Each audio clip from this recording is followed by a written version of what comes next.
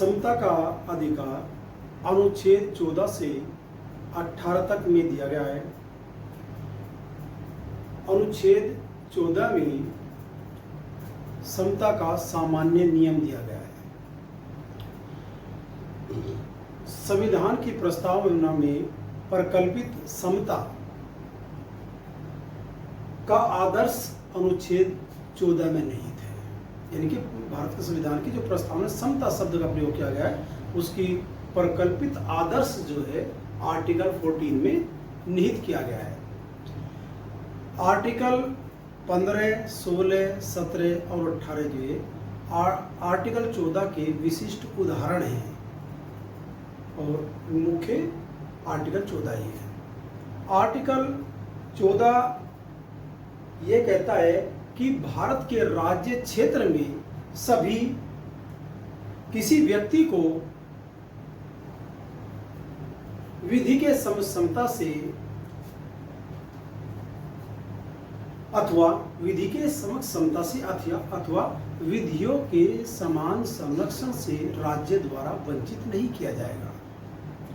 यानी कि यहाँ आर्टिकल 14 में व्यक्ति शब्द का प्रयोग किया गया है। व्यक्ति शब्द के प्रयोग से यह भान होता है कि इस आर्टिकल 14 का जो संरक्षण है, प्रोटेक्शन है, वो नागरिकों को भी प्राप्त है और अनागरिकों को भी प्राप्त है। और इसके अंतर्गत लीगल पर्सन भी आते हैं। चिरंजीत लाल वर्सेस यूनियन ऑफ इंडिया के मामले में कहा गया है कि आर्टिकल 14 का लाभ जो है यह कंपनी भी, यानी कि लीगल पर्सन जो भी हैं उस वे प्राप्त कर सकते हैं। अब यहाँ दो शब्दों का प्रयोग किया गया है, यानी कि भारत के राज्य क्षेत्र में किसी व्यक्ति को विधि के समक्ष समता से और विधियों के समान संरक्षण से राज्य द्वारा वंचित नहीं किया जाएगा। तो विधियों के समक्ष समता शब्द जो है ब्रिटिश संविधान से लिया गया है, जिसको डायसी ने रूल ऑफ लॉ कहा है। विधियों का समान संरक्षण यूएस से कॉन्स्टिट्यूशन से लिया गया है। विधि के समक्ष समता जो शब्द है, यानी कि ये एक नकारात्मक पदावली है। विधियों के समान संरक्षण एक सकारात्मक पदावली है। विधि के समक्ष समता यानी कि विधि के सामने समक्ष जो है सभी, चाहे वो भारत का प्रधानमंत्री हो, चाहे वो खेत में करता हो, कोई मजदूरी करता, कोई मजदूर हो या किसान हो, कोई भी आएगा इसमें। विधियों के समान संरक्षण यानी कि विधि के समक्ष सब समान होंगे और विधियों का समान रूप से संरक्षण सभी व्यक्तियों को प्राप्त होगा। लेकिन यहाँ पर एक बात है कि समानों के साथ विधियों का समान संरक्षण यानी कि समानों के साथ समान व्यवहार किया जाना चाहिए। ये तो बिल्कुल सही बात है, लेकिन असमानों के साथ अगर समान व्यवहार की प्रकल्पना हम यहाँ आर्टिकल 14 में करते हो तो वो तो उन लोगों के साथ अन्याय होगा।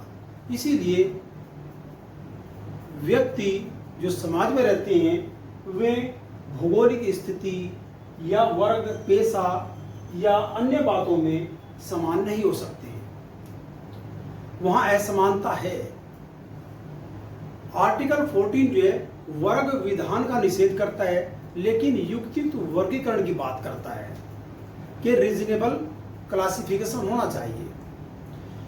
अगर विधायिका आर्टिकल 14 के अंतर्गत कोई ऐसा कानून आती है जो कि असमानों के साथ समान कानून नहीं हो सकता, यानी कि असमानों को भी इनहेंस करने के लिए कोई कानून आती है, जैसा महिला वर्ग है, मजदूर वर्ग है, SC ST है, या भौगोलिक रूप से भौगोलिक परिक्षेत्रों में, पहाड़ी क्षेत्रों में रहने वाले, दूर दराज के में रहने वाले लोग हैं जो समाज से बिल्कुल अलग हैं, उनके लिए ऐसे कानून बना सकती है जो समानों के साथ नहीं बन सकते। यानी कि जो समान है लोग उनके साथ, जो असमान है उस समाज में, उनको इनहेंस करने के लिए कानून जो है यहाँ विधायिका बना सकती है, लेकिन वर्ग विधान नहीं, युक्तियुक्त वर्गीकरण के आधार पर विधान निर्मित कर सकती है। ये आर्टिकल 14 जो है इसकी इजाजत देता है। ठीक है जी। देखो यहाँ पर जो है युक्तियुक्त वर्गीकरण की बात की गई, यानी कि समानों के साथ समान व्यवहार तो किया जाएगा, ये तो एक विधि के समक्ष समानता की बात है।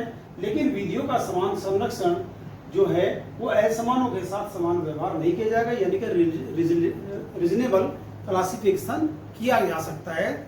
और ऐसे असमान लोगों के लिए समाज में वंचित हैं, चाहे वह भौगोलिक स्थिति के कारण हो या अन्यथा हो, उनके साथ युक्तियुक्त वर्गीकरण के आधार पर किया जा सकता है। जैसे कि और भी बहुत से ऐसे लोग हैं, जैसे कि विदेशी राजदूत हैं, वे भारतीय न्यायालय में उनको छूट प्राप्त की गई है, यानी कि वे भारतीय विधि में यानी कि आर्टिकल 14 के अंतर्गत जो है वे उनको संरक्षण प्राप्त है। इसी प्रकार आर्टिकल 361 के अंतर्गत भारत के राष्ट्रपति को, राज्यपालों को या लोक सेवकों को या न्यायालय के न्यायाधीशों को संरक्षण प्राप्त है। तो वहां क्योंकि उनका वर्ग अलग हो गया, और वर्ग यानी कि युक्तियुक्त वर्गीकरण के आधार पर उसका क्लासिफिकेशन करके अलग कर दिया, यानी कि आर्टिकल 14 में उनको संरक्षण प्राप्त हुआ। इसी प्रकार मजदूर है, किसान है, SC ST का व्यक्ति है, महिला वर्ग है या भौगोलिक परिक्षेत्र में रहने वाले लोग हैं, उनके लिए यहाँ पर कानून बना सकती है। लेकिन उसके साथ साथ विधायिका क्योंकि तुष्टीकरण की नीति का प्रयोग करती है और उसने ऐसे कानून बनाए जो कि क्या नाम जो है यहाँ आर्टिकल 14 की जो मूल भावना थी उसके अगेंस्ट है। इसीलिए दूसरा यहाँ सिद्धांत निकला और इसका न्यू डायमेंशन आया, रीजनेबल क्लासिफिकेशन का न्यू डायमेंशन, नया आयाम सर्जित किया गया E.P. रोयप्पा वर्षित तमिलनाडु राज्य में। यहाँ कहा कि समानता एक गतिशील धारणा है, ये डायनेमिक है, हमेशा चेंज होती रहती है। कोई कल को गरीब था आज अमीर रहेगा, उसके साथ तो वही व्यवहार अगर करते रहे तो भी असमानता होगी।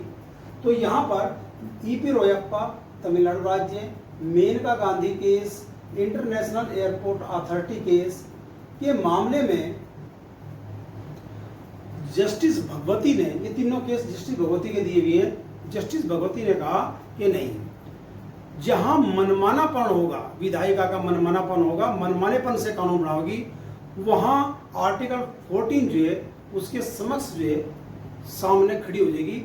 यानी कि जहां मनमानापन होगा वहां जो है समता का उल्लंघन होगा, स्वेच्छाचारिता होगी और वो आर्टिकल 14 का सरासर उल्लंघन करेगा। मनमानापन या स्वेच्छाचारिता जो है यहाँ पर समता का जो सिद्धांत दिया गया है आर्टिकल 14 में उसका सरासर उल्लंघन होता है, और ये गवर्नमेंटें करती हैं, विधायिका इस प्रकार कानून आती है, लेकिन न्यायपालिका उनको जो है इस प्रकार से असंवैधानिक घोषित कर सकती है आर्टिकल 14 के अंतर्गत। इसी प्रकार से और केस आए, जैसे नालसा का है, भारतीय राष्ट्रीय विधिक सेवा प्राधिकरण यूनियन ऑफ इंडिया का केस है, national legal service authority versus union of India.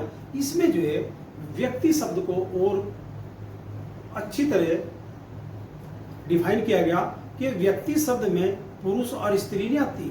यहाँ पर थर्ड जेंडर यानी कि जो हिजड़ा वर्ग है, परलिंगी है, वो भी इसके अंतर्गत आता है।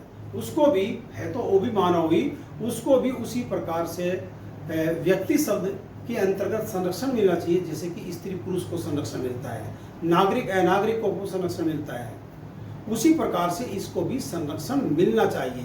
अगर यहाँ पर उसको संरक्षण नहीं दे रहे हैं तो वहाँ भी आर्टिकल 14 का सरासर उल्लंघन है। और यहाँ पर इस केस में सुप्रीम कोर्ट ने विधायिका कहा कि इनको प्रोटेक्ट करने के लिए कानून बनाइए, इनको भी जिस प्रकार से आप SC ST OBC को आरक्षण देते हो इसी प्रकार इनको भी आरक्षण दीजिए, और ये भी समाज की मुख्य धारा में आए और समाज में योगदान दें।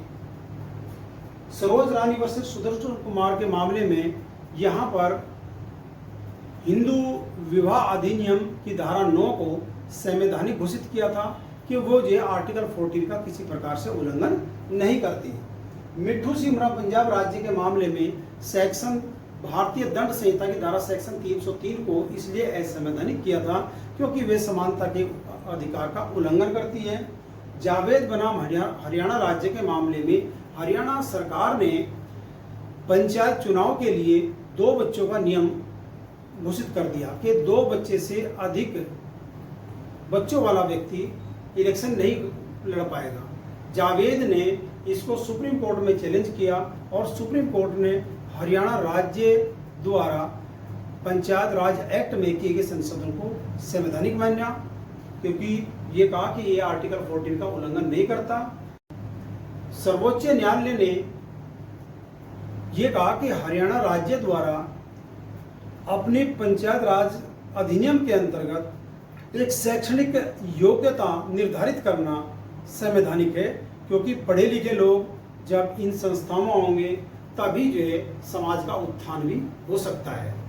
इस प्रकार से आर्टिकल 14 बहुत ही महत्वपूर्ण है और जितने भी केस आज मैंने आपसे बताए और उसके समय वीडियो के अनुच्छेद 15 अनुच्छेद 14 का एक विशिष्ट उदाहरण है, जिसमें यह बताया गया है कि आर्टिकल 15(1) कहता है कि केवल धर्म, जाति, वर्ण, लिंग, जन्मस्थान अथवा इनमें से किसी के आधार पर नागरिकों के विरुद्ध कोई विभेद करने से राज्य को निषिद्ध करता है। यानी कि राज्य जो है धर्म, जाति, वर्ण, लिंग, जन्म या निवास स्थान, जन्म स्थान के आधार पर या इनमें से किसी आधार पर भी नागरिकों के मध्य कोई भी विभेद नहीं करेगा। उसको वर्जित किया गया है कि नागरिक जो है अगर कोई पॉलिसी चलाता है तो वहाँ धर्म, लिंग, जाति या निवास स्थान या वर्ण के आधार पर जो है इसी आधार पर नागरिकों के मध्य में विभेद करता है तो वह आर्टिकल 14 का सरासर उल्लंघन है, क्योंकि वह समानता नहीं बरतता। लेकिन राज्य यहाँ पर क्योंकि निवास स्थान का यहाँ प्रयोग नहीं किया गया है, जन्म स्थान का प्रयोग किया गया है, निवास स्थान शब्द का प्रयोग नहीं किया, तो निवास स्थान के आधार पर विभेद को वर्जित नहीं करता आर्टिकल 15(1) के। मान लो अगर एक राज्य, भारत का एक राज्य मेडिकल में या इंजीनियरिंग कोर्सेज में अपने जो छात्र हैं उनसे तो कम फीस लेता है, लेकिन बाहरी छात्रों से ज़्यादा फीस लेता है, तो यह निवास स्थान के आधार पर विभेद है और ऐसा करना आर्टिकल 15 का उल्लंघन नहीं है, क्योंकि यहाँ जन्म स्थान है न कि निवास स्थान। तो निवास स्थान के डोमिसाइल के आधार पर विभेद कर सकता है। नौकरियों में भी होता है, मान लो उत्तर प्रदेश का कोई व्यक्ति SC ST या OBC में है तो यहाँ उत्तर प्रदेश राज्य जो उसको रिजर्वेशन देगी, लेकिन उत्तराखंड या मध्य प्रदेश या राजस्थान या हरियाणा उसको रिजर्वेशन नहीं देने की, यानी कि वो डोमिसाइल के आधार पर, जन्म स्थान के आधार पर विभेद नहीं कर रही। वो नौकरी प्रदान तो करेगी, शिक्षा प्रदान करावेगी, सब कुछ करावेगी, लेकिन वो जो है रिजर्वेशन अपने ही प्रदेश के छात्रों को जो SC ST OBC के उनको ही प्रोवाइड कराती है। 15(2) में ये बताया गया है जो भारत में बहुत दिनों से जो छुआछूत की बीमारी थी उसको जो है समाप्त करने का प्रयास किया गया। यहाँ छुआछूत की बीमारी ऐसी थी कि केवल धर्म के आधार पर, ये हिंदू है, मुसलमान है, मूल वंश, जाति, लिंग, जन्म स्थान के आधार पर दुकानों, सार्वजनिक भोजनालयों, यानी कि दुकानों में ये सब एक साथ जा सकते थे, सार्वजनिक भोजनालयों में भोजन नहीं कर सकते थे, सरकार द्वारा संचालित थे, या होटलों में, और सार्वजनिक मनोरंजन के स्थानों प्रवेश या राज्य निधि से पूर्णतः या भागतः पोषित ऐसे कुओं, तालाबों, घाटों, सड़कों आदि पर के बारे में अगर राज्य कोई विभेद करता है या नागरिक विभेद करते हैं तो यहाँ पर जो है वो आर्टिकल 15(2) का जो है उल्लंघन है। आर्टिकल 14 में मैंने आपसे बताया था कि असमानों के साथ समान और समानों के साथ समान व्यवहार करने की जो बात की गई है, यहाँ पर आर्टिकल 15(3) जो है इसके बारे में बताता है कि महिलाओं एवं बालकों के संरक्षण के लिए राज्य जो है उनको प्रोटेक्ट करने के लिए कानून बना सकता है। यानी कि यहाँ ये कानून 15(3) में अगर बनाया जाता है तो यह आर्टिकल 14 का किसी भी दृष्टि से उल्लंघन नहीं होता, क्योंकि उनकी सामाजिक स्थिति और प्राकृतिक स्थिति भी ऐसी होती है कि उनके लिए विशेष कानून बनाना आवश्यक होता है। यहाँ पर महिलाओं के लिए घरेलू हिंसा कानून बना 498 IPC के अंतर्गत या क्रूरता के अंदर, क्रूरता तो पुरुषों भी होती है, लेकिन यहाँ महिलाओं के लिए विशेष परिस्थिति के अनुसार या बालकों को प्रोटेक्ट संरक्षण देने के लिए आर्टिकल 15(3) के अंतर्गत राज्य कानून बना सकता है, क्योंकि आर्टिकल 15(3) के अंतर्गत ये प्रावधान किया गया बालकों के और बालकों के और महिलाओं के संरक्षण के लिए राज्य कानून बना सकता है। अब आता है यहाँ पर 15(4) आर्टिकल 15(4) जो है यहाँ प्रथम संविधान संशोधन अधिनियम द्वारा 1951 में जोड़ा गया था। और ये जो 15(4) जोड़ा गया मद्रास राज्य वर्षी चंपक दोराई राजन के केस में सुप्रीम कोर्ट द्वारा दी गई फाइंडिंग के अनुसरण में जोड़ा गया था। यानी कि उसमें कहा था कि शिक्षा में जो आरक्षण है वो संविधान में प्रावधानित नहीं है, इसीलिए शिक्षा में आरक्षण नहीं दिया जा सकता। तो वहां पर इस केस को डिफीट करने के लिए विधायिका ने, उसके प्रभाव को समाप्त करने के लिए विधायिका ने यहाँ प्रथम संविधान संशोधन 1951 पारित किया और उसके अनुसरण में भारतीय संविधान में 15(3) के बाद खंड 15(4) जोड़ा गया, जिसमें कि सामाजिक और शैक्षणिक दृष्टि से पिछड़े हुए वर्गों को शिक्षा में आरक्षण प्रदान किया गया। अब इसके बाद जो है राज्य ने 15(4) का जो तुष्टिकरण की नीति है उसके अनुसार जो है राज्यों ने उसका नाजायज फायदा भी उठाया। मैसूर राज्य में 68% जो है आरक्षण प्रावधान कर दिया गया मेडिकल कॉलेज में और इंजीनियरिंग कॉलेजों में, और वहाँ जनरल की सीटें जो है बहुत समाप्त कर देगी, यानी कि SC ST OBC और अदर बैकवर्ड यानी कि BC और OBC के रूप में जो है विभाजित करके आरक्षण प्रदान किया गया और वह आरक्षण जो 68% हो गया। तो सुप्रीम कोर्ट के समक्ष जो है ये बालाजी वर्सेस मैसूर राज्य के मामले में विचारणीय प्रश्न आया कि ये आरक्षण जो मेडिकल और इंजीनियरिंग सीटों पर दिया गया है क्या ये संवैधानिक है या असंवैधानिक है। तो यहाँ पर सुप्रीम कोर्ट ने इसमें कहा कि जाति जो है, नंबर 1 फाइंडिंग दी थी, जाति जो है आरक्षण का आधार नहीं हो सकता। नंबर 2, यहाँ आरक्षण जो है केवल सामाजिक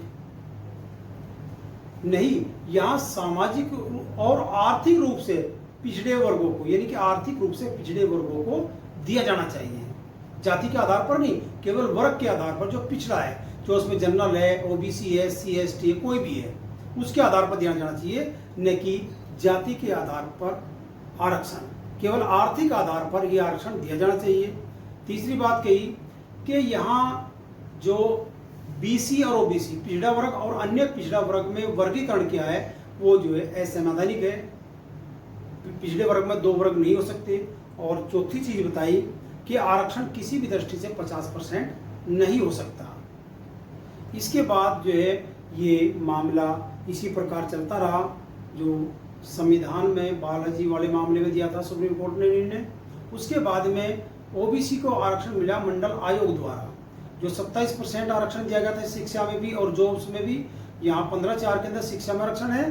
तो Indira Sahni versus union of India AIR 1993 के मामले में इसकी पूर्ण व्याख्या करने का जो है अवसर सुप्रीम कोर्ट को मिला और सुप्रीम कोर्ट ने यहाँ पर जो बालाजी वाले मामले में फाइंडिंग सुप्रीम कोर्ट ने दी थी उसको ओवररूल कर दिया और कहा कि जाति ही आरक्षण का आधार है।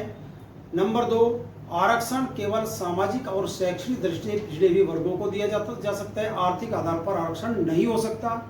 नंबर 3, पिछड़े वर्ग में 2 वर्ग हो सकते हैं, पिछड़ा वर्ग और अति पिछड़ा वर्ग हो सकते हैं। चौथी चीज, ये बालाजी वाले मामले को स्वीकार किया था कि आरक्षण किसी भी दृष्टि में 50% से अधिक नहीं हो सकता। इस प्रकार से यहाँ पर आरक्षण की बात जो थी, इंदिरा साहनी वाला मामला ही आज है क्या नाम फाइनल है, उसी के अनुसार में ये आरक्षण जो शिक्षा में दिया जा रहा है उसके अकॉर्डिंग दिया जा रहा है। उसके बाद आता है 93 कॉन्स्टिट्यूशन अमेंडमेंट के अंतर्गत जो है यहाँ पर जो हायर एजुकेशन है, जैसे IIT है, IMA है, उनमें हायर एजुकेशन में भी आरक्षण पिछड़े वर्गों को प्रोवाइड कराया गया। लेकिन इसका एक अपवाद है, इससे अल्पसंख्यक शिक्षण संस्थानों को अलग रखा गया। यानी कि 93 कॉन्स्टिट्यूशन अमेंडमेंट एक्ट के अंतर्गत जो है यहाँ पर जो हायर एजुकेशन है उसमें SC ST OBC को आरक्षण प्रदान कर दिया गया, चाहे वे प्राइवेट हैं चाहे वे गवर्नमेंट के इंस्टीट्यूशन हैं। लेकिन जो माइनॉरिटी इंस्टीट्यूशन है उनको जो है इससे पृथक कर दिया गया। अब इसको भी 93 कॉन्स्टिट्यूशन अमेंडमेंट को Ashok Kumar Thakur versus union of India के मामले में चैलेंज किया गया और सुप्रीम कोर्ट ने इसको जो है 93 कॉन्स्टिट्यूशन अमेंडमेंट को संवैधानिक घोषित कर दिया गया। इसके बाद जो है यहाँ पर 103वां संविधान संशोधन किया गया। 103 में संविधान संशोधन के अंतर्गत जो है आर्थिक रूप से पिछड़े हुए वर्ग के लोग थे, आर्थिक रूप से जो जनरल कैटेगरी के लोग थे उनको भी 10% आरक्षण प्रदान कर दिया गया। ये बालाजी वाले मामले में जो आर्थिक आधार पर आरक्षण किया गया था आर्थिक, तो यहाँ पर जो है 103 में संविधान संशोधन द्वारा उसको जो स्वीकार किया गया और वहाँ जनरल कैटेगरी के जो लोग हैं उनको जो है EWS के माध्यम से शिक्षा में 10% आरक्षण प्रदान कर दिया गया। और इसको अभी हाल ही में सुप्रीम कोर्ट ने जनहित अभियान बनाम भारत संघ AIR 2022 के मामले में संवैधानिक घोषित कर दिया। यानी कि आर्टिकल 15 जो 6 है, सॉरी हाँ 6 है, आर्टिकल 15(6) है, जिसमें कि यहाँ पर सामान्य वर्ग को आर्थिक आधार पर शिक्षा में आरक्षण प्रदान किया गया 10%, उसको जो जनहित अभियान versus union of India AIR 2022 के केस में जो है सुप्रीम कोर्ट ने संवैधानिक घोषित कर दिया। अगली वीडियो कल जारी करूँगा। धन्यवाद।